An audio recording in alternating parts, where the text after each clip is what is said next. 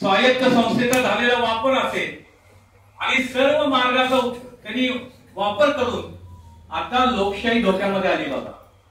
आणि म्हणून ही लोकशाही बचावाचं काम आपल्याला करायचं आहे. तेव्हा खरंच या देशात एक रक्तरंजित क्रांती होण्याची शक्यता निर्माण झाली असताना त्या वातावरणातून निर्णय घेतला गेला. आता त्यानंतर काही अतिप्रकार झाले, त्याची माफी देखील काँग्रेस पक्षाने वेळोवेळी मागितली.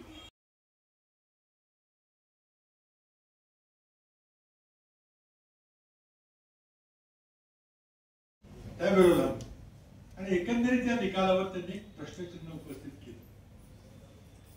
अनेकांनी त्याबद्दल भाष्य केलेलं आहे. मी त्यावर काही जास्त बोलणार, मी काल विस्तृतपणे प्रेसशी बोललोय.